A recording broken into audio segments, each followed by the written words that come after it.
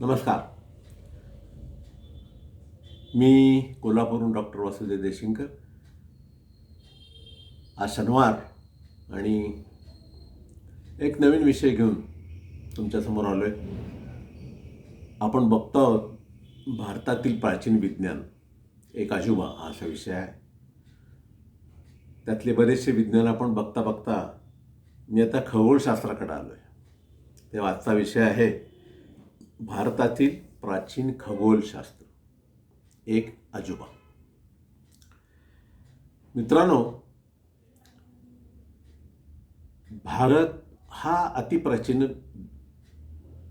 देश आहे आणि त्याची विस्तृती, त्याचं ज्ञान, त्याची ज्ञानसंपदा, ग्रंथसंपदा, कलासंपदा, सगळे शास्त्रातले सगळे शोध आपल्या भारतात लागलेत. तर आणि अलीकडचे पाश्चिमात्य देश आहेत त्यांची निर्मितीच मुळात 5,000 वर्षात झाली असल्या कारणामुळं साहजिकच पहिले ज्ञान आपल्याकडं असेल आणि ते आहे. प्रश्न असा निर्माण झाला की त्या ज्ञानाच्या आधारावरती या पाश्चिमात्य लोकांनी आणखीन प्रगती केली. हे कौतुकास्पद आहे आणि पण त्याचा जो बेस आहे तो भारतात आहे आणि ह्या बऱ्याचशा शास्त्रज्ञांनी ते कबूलही केलेलं आहे. हा त्यांचा मोठेपणाच आहे. आणि आपल्याकडनं शास्त्र का गेलं, कसं गेलं ह्याचं वर्णन मी तुम्हाला अनेक वेळा सांगितलेलं आहे. अनेक लढाया, अनेक युद्ध, त्यानंतर धर्मांतर, लुटालुटी, त्यानंतर कुठली पदाचं आश्वासन, अशा परिस्थितीत आपल्या ह्या परंपरेमध्ये जे कोणी आले त्या गादीवर बसायला त्यांनी काही लक्ष दिलं नाही. हे बघा, आपल्याकडे परंपरेने राजेशाही चाललेली आहे आणि राजा एक गेल्यानंतर दुसरा त्याचा 1, 2, 3 मुलापैकी कोणतरी एक जण गादीवर बसणार आणि तो जसा चालेल तसे ते राज्य चालत असणार. त्या सगळेच गादीवर बसलेले समाजाचं कल्याण किंवा राज्याचं हित बघणारे नसतात. त्यांचे स्वभाव निराळे, त्यांचं वागणं निराळं, त्यांची अय्याशी निराळी. आलं लक्षात? कुणी शूर, कुणी गंभीर, कुणी लक्ष देणारा, कुणी तडजोड करणारा, अशा अनेक प्रकारचे गोष्टी आहेत. आणि त्या कारणामुळं हे जे आपलं शास्त्र आहे ते प्राचीन लोकांनी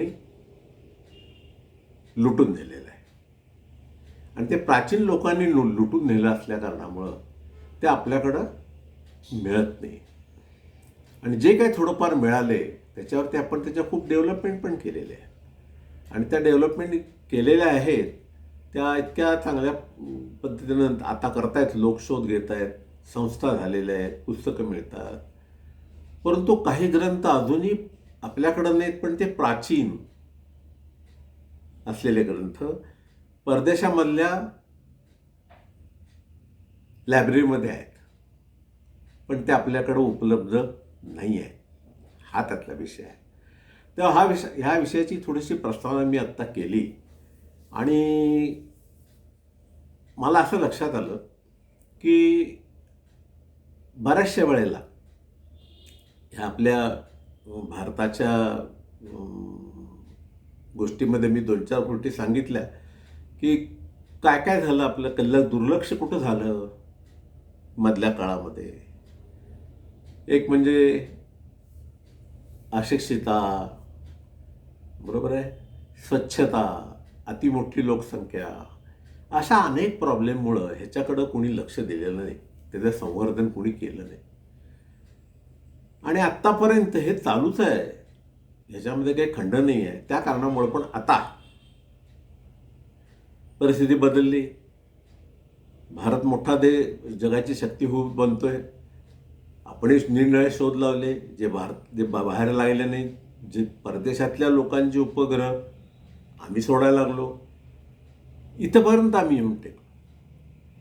मग आता या सगळ्या गोष्टी इथं झाल्यानंतर आत्ता परवापर्यंत मी परवा सांगितले की संपूर्ण देशामध्ये 18,000 खेड्यामध्ये सरकारने लाईट दिवे पुरवले. म्हणजे आता 18,000 दिवे हे आत्ता लागले आणखीन काही खिडी शिल्लक राहिले असतील. तेव्हा हा आता प्रगतीचा काळ आहे आणि जगाच्या आणि सृष्टीच्या नियमाप्रमाणे पुनरपी जन्म पुनरपी मरणम, आणि पहिलं जाणार दुसरं येणार, पहिलं जाणार दुसरं येणार, तर जीवाच्या बाबतीत सांगतात तसं या शास्त्राच्या बाबतीमध्ये. तेव्हा या भारताच्या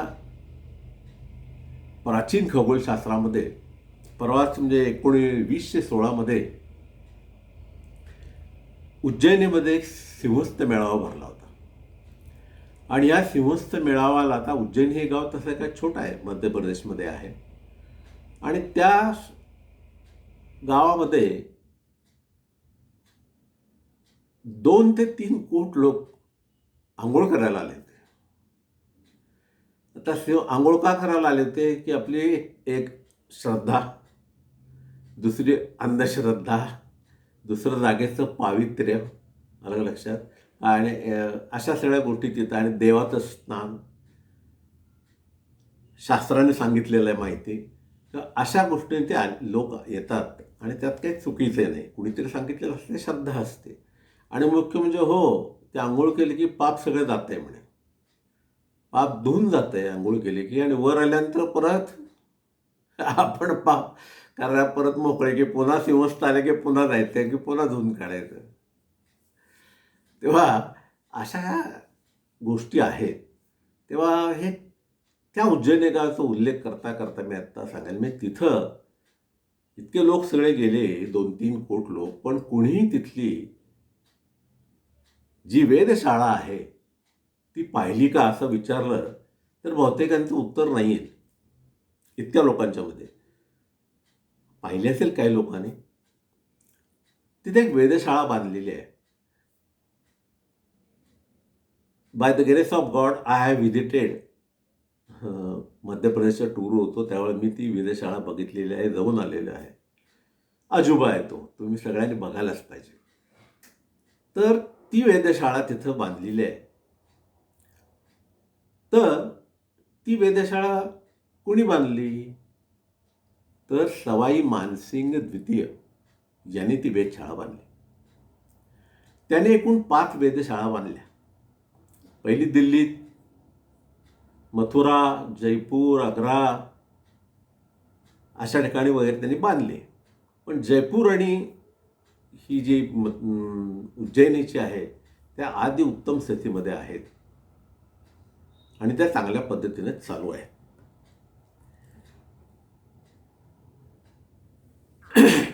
आणि सरसांता म्हणजे सवाई मानसिंग साहेब 1933 त्यांनी सगळं हे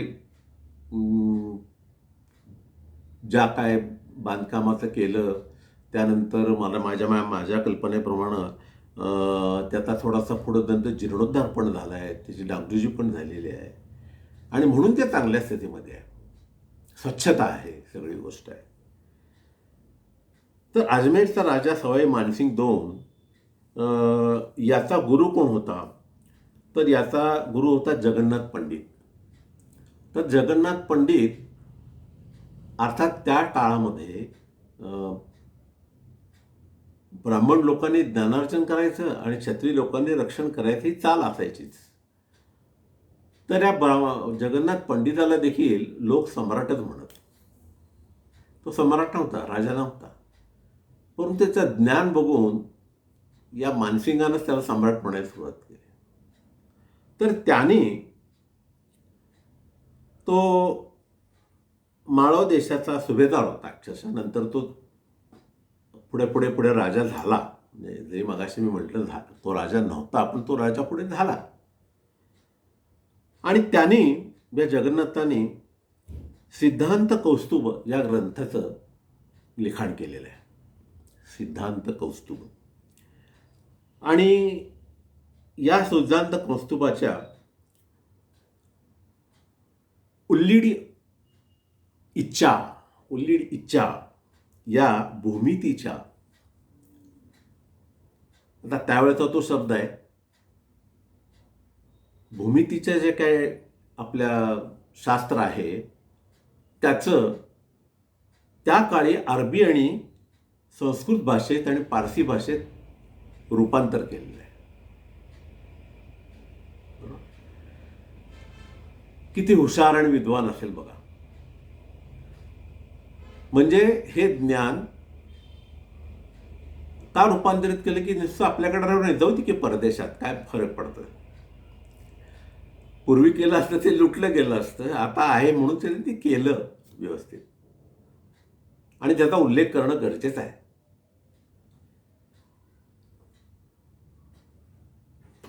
तर ही जी वेधशाळा बांधलेली आहे तर सर्वसाधारणतः पाश्चिमात्य लोकांच्या ज्या वेधशाळा आहेत, काही बांधल्या किंवा प्रयत्न केला सुरुवातीच्या अगोदर काळात, त्यांनी चांगल्या बांधल्यात बरं काय. हा जो शोध आहे जे पाश्चिमात्य लोकांनी लावला नंतरचा, तो त्यांच्याही वेधशाळा उत्तम आहेत.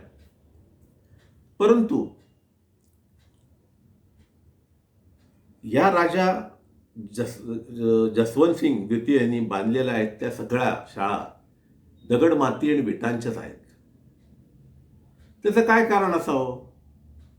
त्याचं कारण असं तर त्यात जर तुम्ही धातू वापरला तर धातूवर हवेचा परिणाम होतो आणि हवेचा परिणाम होत असल्यामुळं तो धातू प्रसरण पावला तर तुमच्या वेळा तुम्हाला बरोबर मिळणार नाहीत. केवढा विचार केला असेल बघा. म्हणून त्याच्यामध्ये ज्या वेळेच्या आपल्याकडे मोहनजोदडो, हडप्पा आणि लोथल इथं ज्या विटांचं ज्ञान कसं होतं आणि कशी बांधली होती, म्हणजे तेच टेक्निक तरी असल्या कारणामुळं दगड, माती, विटा दणकट असणाऱ्या गोष्टीचा ह्यांनी वापर इथं केला आणि त्यांनी बांधल्या आणि त्यामुळे त्या आजही सुस्थितीमध्ये आहे. त्यांनी त्या धातूमध्ये बांधलेल्या नाही आहेत. मित्रांनो, उज्जैनी आणि मी आता उल्लेख केला, उज्जैन आणि जयपूर इथे ह्या योगशाळा ह्या अद्यापी म्हणजे या क्षणाला म्हटलात तरी हरकत नाही, उत्तम प्रकारे काम करतात.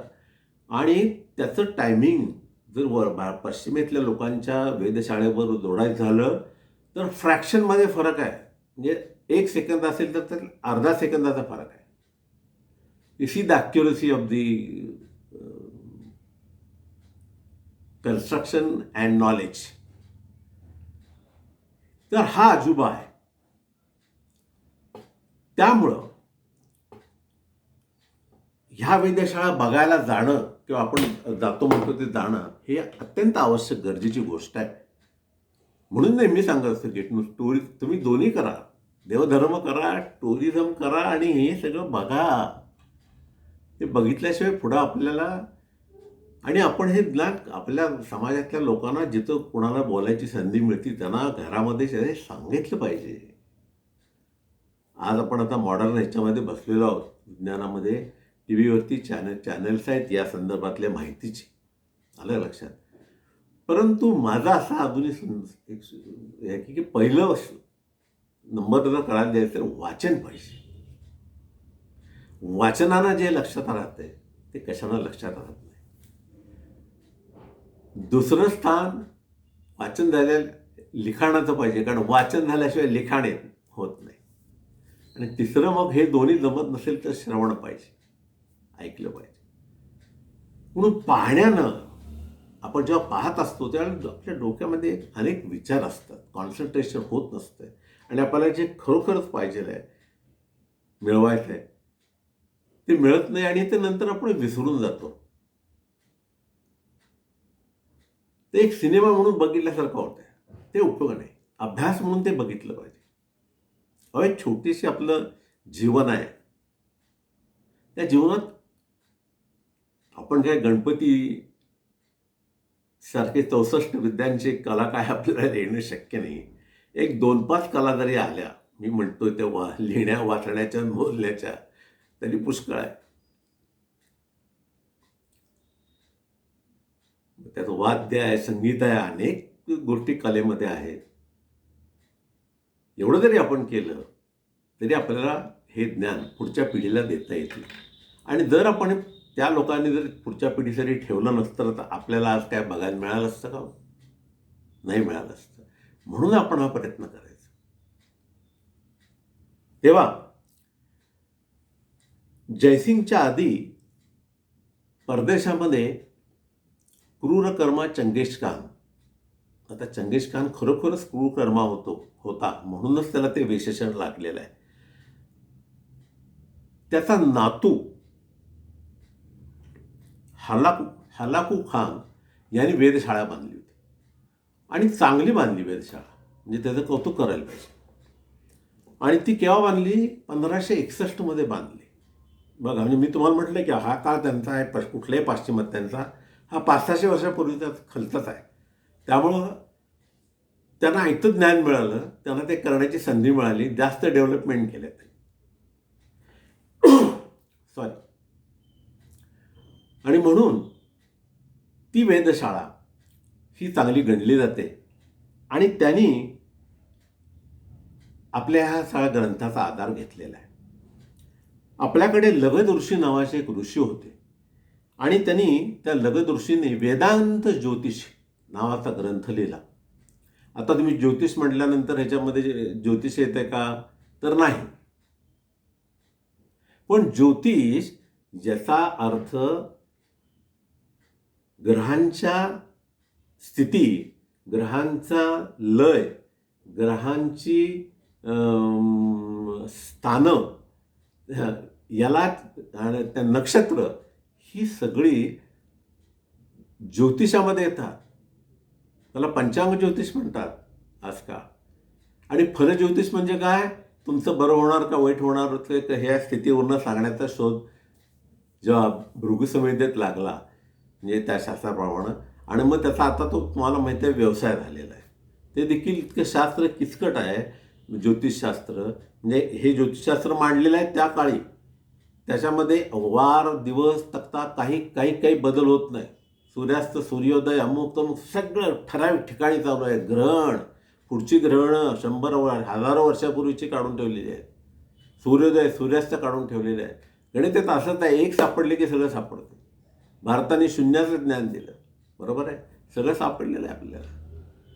आणि म्हणून या लगद जो ऋषी होता त्यांनी 1350 साली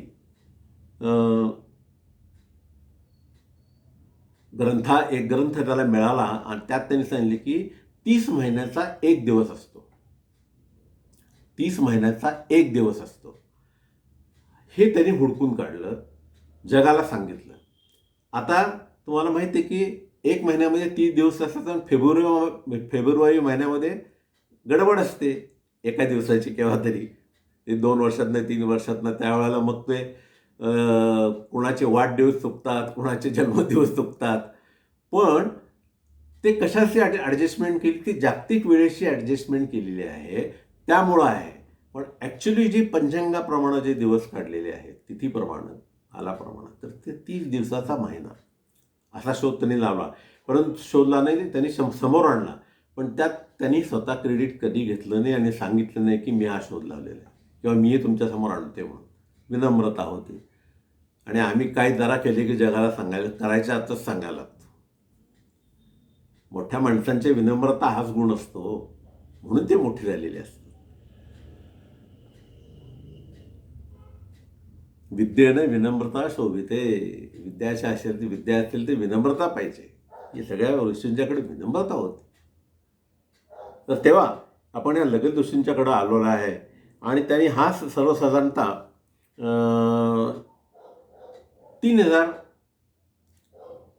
3300 म्हणालात का, त्या 3300 वर्षापूर्वीचा असा शोध लागलेला होता. हे त्यांनी 1350 मध्ये हुडकून काढलेलं आहे, बरोबर आहे. तर तेव्हा ह्याला आपण नमनच करायला पाहिजे, बरोबर आहे. तेव्हा मित्रांनो, हे करत असताना आपण एक गोष्ट बघितली पाहिजे की हे जे ग्रंथ आहेत, या बर्लिनमध्ये एक प्राचीन ग्रंथ संग्रहालय आहे. त्या ग्रंथ संग्रहालयामध्ये हे ग्रंथ तुम्हाला सापडतात. आणि हे जे ग्रंथ सापडतात ते त्यांनी राखलेले आहेत. आता त्याचे 2 रेफरन्स तुम्हाला मी देतो. आपल्याकडचा नारदीय सिद्धांत हा ग्रंथ आपल्या भारतात उपलब्ध नाही. नारद संहिता हा ग्रंथ भारतात उपलब्ध नाही. पण हा ग्रंथ बर्लिनच्या पुस्तक संग्रहालयामध्ये आहे, आपल्याकडे नाही आहे. तर असे ग्रंथ जे आहेत ते त्यांनी जपलेले आहेत. आपल्याकडे हे होते बरं का. मगधमध्ये नालंदा विद्यापीठामध्ये पुस्तकांचा खच होता. कुठल्या शास्त्राचं ज्ञान नाही असं कधी नव्हतं. सगळ्या शास्त्राची ज्ञान, सगळ्या शास्त्राची पुस्तकं. परंतु मुघलांच्या आक्रमणात सगळे जाळून गेलं. 8 दिवस सगळे शाळा विद्यापीठ जळत होतं. काही लोकांनी ग्रंथ नेले, काही पळवले, काही शिल्लक आहे जे काही लांब लांब पूर्वी नेले होते त्यांच्या घरात होते. त्यावरून शोध घेत करत करत करत आपण आता ह्या स्टेजला आलेलो आहे. काही जर्मनमध्ये आहेत. तर हे ग्रंथ बर्लिनच्या ह्याच्यामध्ये आहेत. तर धर्मपुराणामध्ये एक सोम आणि चंद्र नावाचा ग्रंथ आहे. आता आपण वास्तुशास्त्र हे जे शास्त्र बघतो, पाहतोय ते शास्त्र, त्या शास्त्रामध्ये ग्रंथांचा उल्लेख असल्याशिवाय ते पूर्णत्वाला सांगता येणार नाही आणि ग्रहताऱ्यांचा उल्लेख केल्याशिवाय वेळेचं प्रमाण मोजता येणार नाही. म्हणून तर ह्या ग्रंथामध्ये देखील जसा चंद्र आणि चंद्रसोम ग्रंथ जरी लिहिला असला, नाव असलं तरी त्यामध्ये या ग्रहांच्या स्थिती सांगितलेल्या आहेत, नक्षत्रांच्या स्थिती सांगितल्या आहेत आणि त्या स्थितीवरनं हे आपलं सगळं पंचांग बनलेलं आहे. म्हणजे त्याला वशिष्ठ सिद्धांत या ग्रंथामध्ये मी आत्ता जो उल्लेख केला तो वशिष्ठ सिद्धांत ग्रंथामध्ये या सगळ्या गोष्टी आहेत. आणि वशिष्ठ सिद्धांत ग्रंथचा आधार पाश्चिमात्य देशातले 2 शास्त्रज्ञ, त्यांचे नाव घेतो, क्रोटम बुक्स आणि बेंटले यांनी, म्हणजे इसवी सन त्यांचा काळ होता तो 1750 ते 1824. या काळामध्ये त्यांनी ह्या शास्त्रावरती बराच अभ्यास केला, ग्रंथ लिहिले आणि त्या ग्रंथाच्या आधारामध्ये त्यांनी लिहिलं की हे नारदीय ग्रंथ किंवा वशिष्ठ सिद्धांत, लगतचे ग्रंथ, या सगळ्यांचा आम्ही अभ्यास केला, आम्ही वाचन केलं आणि आम्ही नमूद करतो की भारतामध्ये हे ज्ञान इसवी सनापूर्वी 4300 वर्ष होतं असे नमूद केलेलं आहे. त्याने देखील 2 ग्रंथ लिहिले, आलं लक्षात. आणि त्या 2 ग्रंथांच्या गणनेमध्ये आणि लिहित असतानाच्या गणनेमध्ये कालानुसार तसुबरी फरक नाही. आपल्याकडच्या ह्या ज्या वेधशाळा आहेत आणि त्यांच्याकडच्या वेधशाळा आहेत त्याच्यामध्ये एका सेकंदाचा अर्धा भाग म्हणजे अर्धा सेकंदाचा फरक आहे. आता तो काय, ज्या ठिकाणावरून तुम्ही बघतात इतक्या वर्षाच्या काळात, जुना काळ, ते जमिनीची खच, जमिनीची भर, तुम्ही लावणाऱ्या टेलिस्कोपाचं अंतर, त्या टेलिस्कोपाची क्वालिटी, ह्यामध्ये ऑफ फ्रॅक्शनमध्ये एका सेकंदातला अर्धा सेकंद म्हणजे काहीच नाही. म्हणजे ते ॲक्युरेसी आहे दोघांच्याकडे. ऑन द कॉन्ट्री आमचं म्हणणं की उलट ते आमचं जास्त ॲक्युरेट असणार आहे. कारण मी मागं तुम्हाला सांगितलं, वाशिममध्ये जे शंकराचे पिंड आहे तिथून जर एक रेषा मारली तर स्ट्रेट ती उज्जैनीला जाऊन मिळते. आणि भारताच्या वरच्या बाजूला काढलेली रेषा देखील स्ट्रेट अक्षांश रेखांमध्ये उल्लेख केलेला आहे त्याने, मिळते. म्हणजे रेषाशास्त्राचा, अक्षांशशास्त्राचा देखील अभ्यास या सर्व ऋषीमुनींनी केलेला आहे. त्याशिवाय हे शास्त्र होऊ शकत नाही. कसं होणार? अक्षांश रेखांश काढल्याशिवाय तुम्हाला लांबी रुंदी परी गोल काय मिळणार नाही. स्थिती नक्षत्र म्हणून हा अजूबा आहे असं मी म्हणतो तुम्हाला. हे पूर्ण विकसित झालेलं आपल्याकडचं शास्त्र आहे आणि ते बघायला अजून तुम्हाला उज्जैनीला मिळेल. तुम्ही ते बघून या. जायचं हो, 4-5 लोक यायचे, मित्रमंडळ येऊन बघून यायचं. बघण्याचा उद्देश तो ठेवा आणि शंकराचं दर्शन तर घ्यायचंच. आपल्याकडे प्रत्येक 12 ज्योतिर्लिंगाच्या ठिकाणी असे अजुबे आहेत. एकूण 46 ज्योतिर्लिंग होती. भारतात 12 आहेत, बाकी आता अफगाणिस्तान इकडे तिकडे गेली. परवा मी सांगितलं. आणि देव सगळे पुष्कळशा वेळात आता मध्य प्रदेशामध्येच हे असल्यामुळं, सेंटर पॉईंट असल्यामुळे सपाट आहे. अदरवाईज सगळे देव आमचे पुष्कळ ठिकाणी कुणी त्रास देऊ नये म्हणून डोंगरावर ठेवलेले आहेत. डोंगरावर तरी बसलेले आहेत. ती ऊर्जास्थान आहेत, हे लक्षात घ्या. केदारनाथ, कैलास मानसरोवर, 12 जिल्हे ही 12 ऊर्जास्थान आहेत. त्याचे शोध लागलेले आहे शास्त्रज्ञांनी. पण तो विषय मी मागच्या वेळेस थोडासा बोललोय म्हणून मी आता विस्तारात तो घेत नाही आहे. तेव्हा या स्थापत्यशास्त्राचा परिपूर्णतः अभ्यास आपल्याकडं याच्यामध्ये केलेला आहे. आणि आत्ता सध्या म्हणजे नासामध्ये काम करणारे 2 शास्त्रज्ञ आहेत, जॉन फ्लेअर आणि एक मिनिट जरा रेफरन्स घेतो. जॉन फ्लेअर यांनी सांगितलं की ही जी कालगणना केलेली आहे भारतीय स्थापत्यशास्त्राची ॲक्युरेट आहे. आता नासा तरी आहे अजूनही, तुम्ही बघताय. त्यांनी देखील सांगितलेलं आहे की आम्हाला हे करत असताना या शास्त्राचा यांचा फार उपयोग झालेला आहे. या सिद्धांतांचा आम्हाला मूळ सापडलेलं आहे असं त्यांनी सांगितलेलं आहे. तेव्हा मित्रांनो, तर ही जी विद्या आहे, जुनी विद्या आपण जपत आणलेली आहे. आणि मला थोडासा हे करताना आता रेफरन्स तो वाचला पाहिजे, कारण त्यामध्ये 12-13 गोष्टी आहेत आणि त्या गोष्टी तुम्हाला सांगितल्याशिवाय पटणार नाहीत. म्हणून मला थोडासा मी याच्यामध्ये रेफरन्स घेऊन तुम्हाला सांगतो. तर आपल्याकडे जी शास्त्र याच्यामध्ये कुठली शास्त्र सापडली ती होती, ती त्याचा मी तुम्हाला आता उल्लेख करून सांगतो.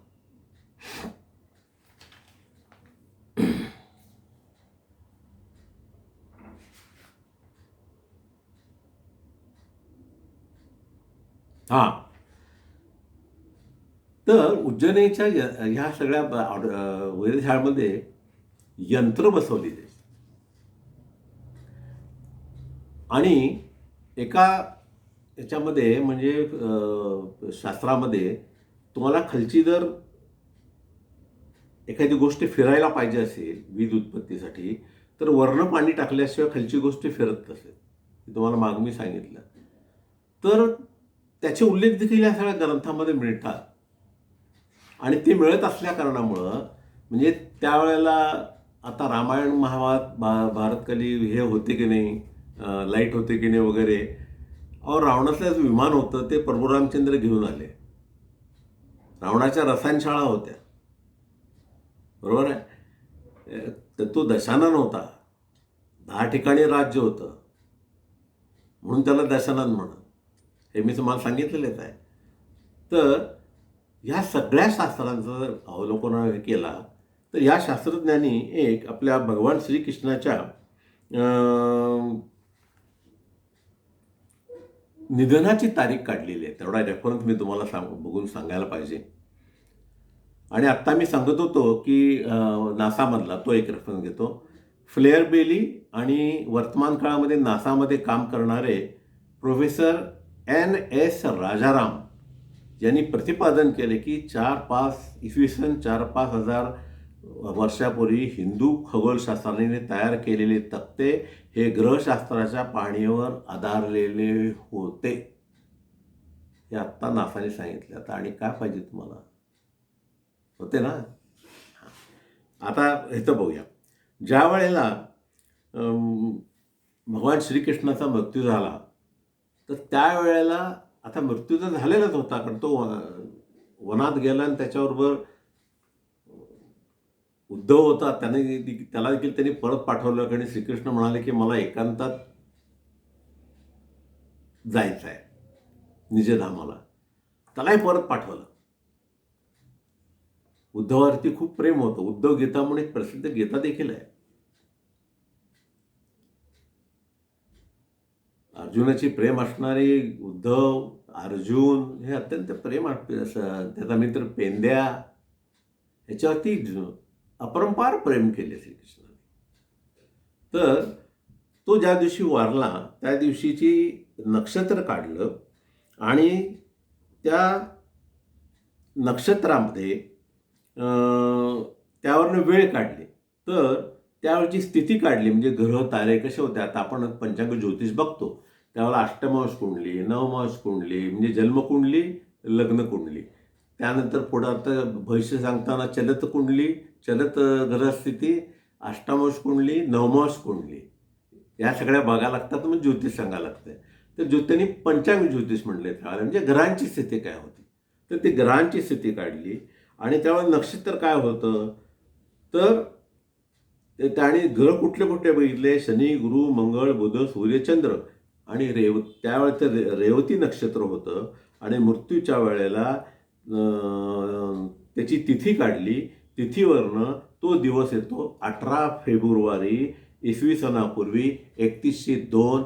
या दिवशी श्रीकृष्णाचा मृत्यू झाला किंवा त्यांचं निधन झालं किंवा ते निजधामाला गेले असं वर्णन केलेलं आहे. आणि ते अनेक धर्मशास्त्रांच्या पडताळ्यामध्ये वाचताना हे प्रवचनकार किंवा आपले शास्त्रज्ञ सांगतात. त्याच्यात काहीही चूक नाही. तेव्हा मित्रांनो, इतकं हे आपलं मोठं असणारं शास्त्र. शेवटी मग सगळ्यांनी कबूल केलं की भारतीय ग्रंथामध्ये आढळलेल्या काळानुसार, कालगणनेनुसार हे शास्त्र इसवी सनाच्या 11,000 वर्षापूर्वीपासून होतं असं होतं असं समजलेलं आहे. म्हणजे ते पूर्वीपासून आलेलं आहे.